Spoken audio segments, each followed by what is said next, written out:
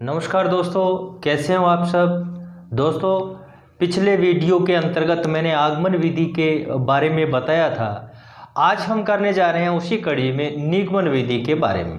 दोस्तों, एक बात तो आप ध्यान देना कि आगमन निगमन, ध्यान रखना कि आगमन विधि जो है बिल्कुल निगमन विधि के अपोजिट है, या कह सकते हैं विलोम है, उल्टी है।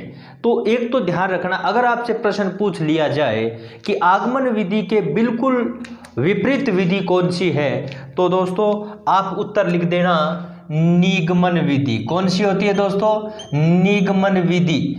एक ध्यान रखना दोस्तों कि निगमन में नी पहले आया है, निगमन में नी पहले आया है। इसका मतलब आप इसको पकड़ना नी को, यानी नियम पहले बताए जाते हैं दोस्तों। यानी आपसे पूछ लिया जाए कि किस विधि के अंतर्गत नियम पहले बता दिए जाते हैं और उदाहरण बाद में दिए जाते हैं, तो निगमन विधि में। और आगमन विधि में मैंने क्या बोला था कि आगमन विधि में पहले उदाहरण बताए जाते हैं और नियम बाद में बनाया जाता है। लेकिन यहाँ नियम पहले से ही बना होता है, यानी नियम पहले बता दिया जाता है, फिर उदाहरण किए जाते हैं। तो यहाँ कह दे कि जिस विधि के अंतर्गत नियम या सिद्धांत पहले बता दिए जाते हैं और फिर बहुत सारे उदाहरणों के माध्यम से उस नियम या सिद्धांत की पुष्टि की जाती है, निगमन विधि कहलाती है।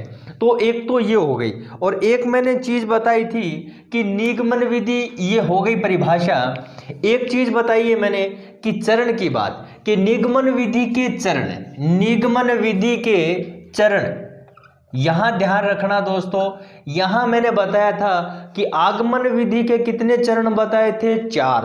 तो ये बिल्कुल विपरीत है, तो इसके भी चरण कितने होंगे? 4 होंगे। क्या होंगे? इसके भी चरण 4 होंगे। यहां पहले होता है नियम या सिद्धांत। क्या होता है? नियम या सिद्धांत पहले बताया जाता है, पहला चरण ये है, ठीक है। फिर उसके बाद देखिए, यहां फिर उसके बाद मैंने क्या बताया है कि नियम या सिद्धांत पहले, उसके बाद नियम या सिद्धांत, नियम का प्रयोग, नियम या सिद्धांत, और फिर किया जाता है नियम का प्रयोग, ठीक है। उसके बाद होता है परीक्षण। क्या होता है दोस्तों? परीक्षण। यानी पहले नियम या सिद्धांत बता दिया, फिर उस नियम का प्रयोग करते हैं, फिर उस अन्य उदाहरणों के द्वारा यहाँ परीक्षण किया जाता है कि जो भी नियम हमें बताया गया है वो यहाँ सही बैठ रहा है या नहीं बैठ रहा। फिर उसके बाद अंतिम चरण होता है पुष्टि या सत्यापन। ध्यान रखना दोस्तों, ये एकमात्र चरण है जो दोनों ही आगमन और निगमन विधि में सेम है। वहां भी सत्यापन या पुष्टि बाद में होती है, और यहां भी सत्यापन या पुष्टि क्या होती है? बाद में होती है। यानी बहुत सारे उदाहरण और देखेंगे कि जो भी नियम हमें बताया गया था वो नियम सही है कि नहीं है। सही है तो सत्यापन हो जाता है कि बिल्कुल ये नियम ऐसे बनेगा, ठीक है। जैसे मैंने बोल दिया कि नियम रटाया गया कि ए या आ के बाद में ई या ई आता है तो ए बनता है। ये नियम बताया गया है हमें कि ए या आ के बाद में ई या ई आता है तो ए बनता है। फिर हम कहेंगे कि क्या ये सही है, फिर हम उदाहरण देंगे रमा प्लस ईश, रमा प्लस ईश, यानी ये उदाहरण दिया, नियम का प्रयोग करेंगे। इस नियम का प्रयोग किया, रमा प्लस ईश, ये बन गया रमेश। बिल्कुल ए बना है। क्या बना है? बिल्कुल ए बना है। फिर हम बहुत सारे उदाहरण देखेंगे और ये नियम का फिर परीक्षण करेंगे। जैसे बहुत सारे उदाहरण है, जैसे अप प्लस इक्षा, क्या बनेगा? अपेक्षा। बिल्कुल बनेगा। तो ये जो है, पहले हमने नियम बताया, फिर उस नियम का प्रयोग किया, फिर हम परीक्षण करते हैं और बहुत, और फिर लास्ट में अंत में क्या कर देते हैं? हम सत्यापन करते हैं। बिल्कुल ये सही है कि ए या आ के बाद में ई या ई आता है तो ये क्या हो जाता है? ये नियम सही है, बिल्कुल। तो ये निगमन विधि के अंतर्गत आता है। अब दोस्तों, निगमन विधि के कुछ गुण भी होते हैं, कुछ अवगुण भी होते हैं। तो निगमन विधि का पहला गुण तो ये है कि पाठ्यक्रम जो है समय पर पूर्ण होता है। पाठ्यक्रम समय पर पूर्ण होता है।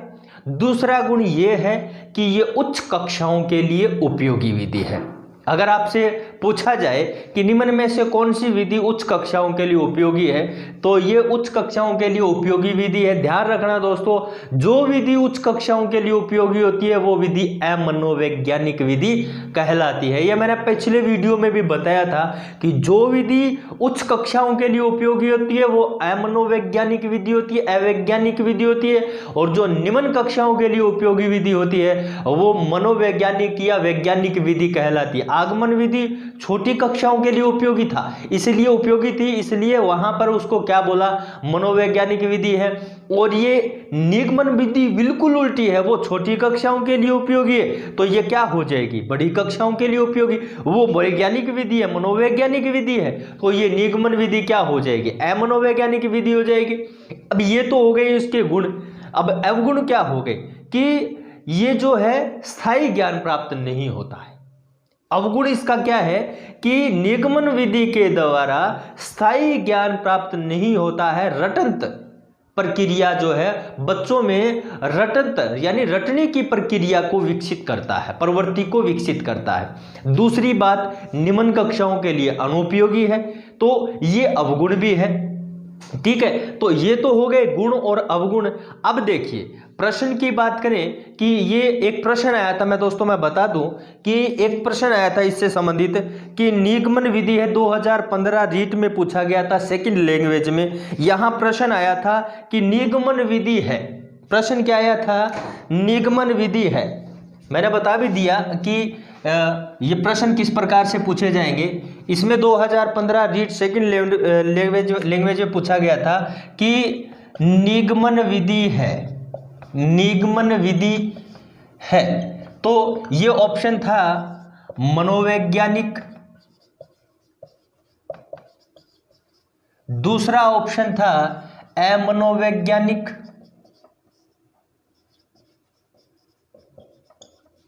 तीसरा ऑप्शन था कुछ कह नहीं सकते, कुछ कह नहीं सकते,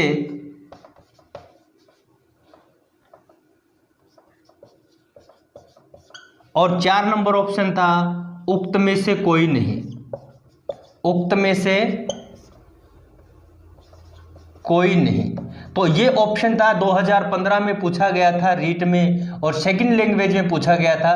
तो ध्यान रखना कि निगमन विधि क्या है दोस्तों, अमनोवैज्ञानिक विधि है। ये प्रश्न पूछा गया था रीट 2015 सेकंड लैंग्वेज में। एक प्रश्न देखिए दोस्तों कि यहां प्रश्न पूछा गया था कि यानी आप आगमन और निगमन दोनों पढ़ोगे तो ये प्रश्न बिल्कुल इजी है कि प्रश्न आया था कि व्याकरण शिक्षण की, ये भी बता दूं ये प्रश्न पूछा गया था 2014 सीटेट में पूछा गया था कि भाषा व्याकरण शिक्षण की, ये 2 नंबर प्रश्न बताता हूं कि व्याकरण शिक्षण की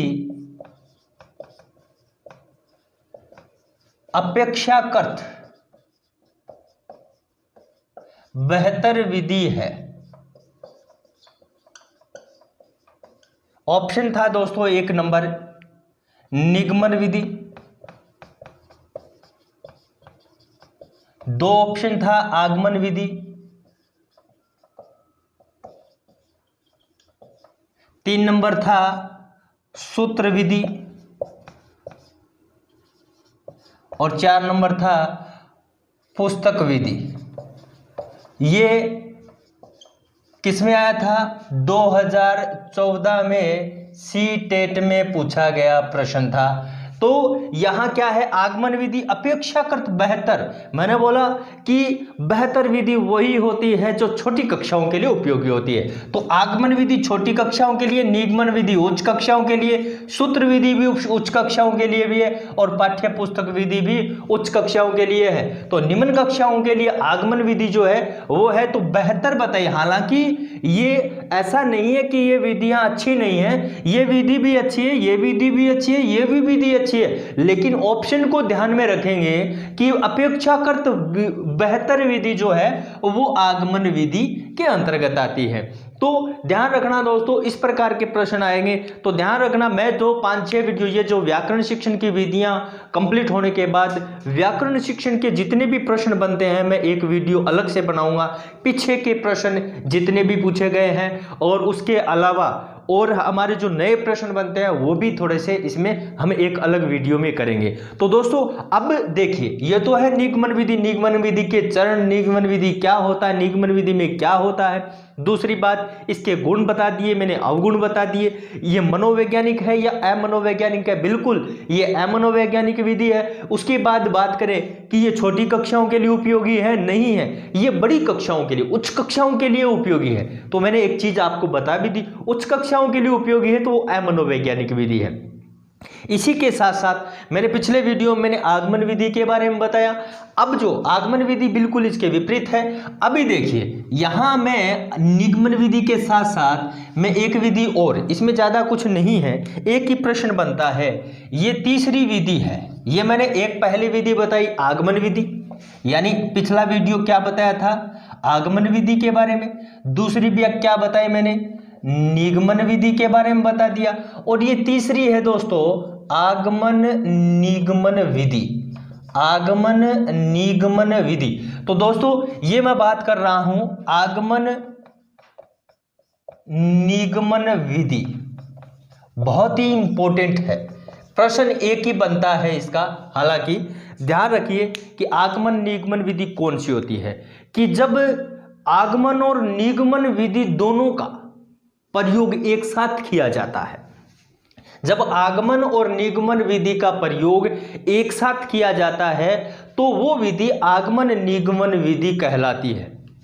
क्योंकि हम कोई भी व्याकरण जब पढ़ते हैं, अब देखिए किसी भी भाषा का व्याकरण पढ़ते हैं, छोटी कक्षाओं के लिए जो हम हैं, छोटी कक्षाओं और बड़ी कक्षाओं के लिए एक साथ प्रयोग करते हैं, तो हम जब भी पढ़ाते हैं तो इसी विधि का प्रयोग करते हैं। कई बार हम शिक्षण सूत्र जो पहले बता देते हैं, यानी मैं कह दूं पहले, कई बार नियम बता दिए जाते हैं, कई बार हम उदाहरण भी प्रयोग कर लेते हैं, तो ये एक साथ प्रयोग करते हैं, तो इसलिए इस आगमन निगमन विधि कहा जाता है।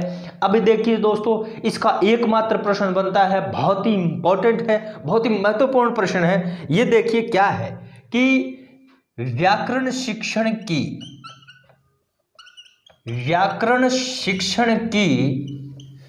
सर्वश्रेष्ठ विधि कौन सी है, व्याकरण शिक्षण की सर्वश्रेष्ठ विधि कौन सी है। तो ध्यान रखना दोस्तों, एक ही है, आगमन निगमन विधि।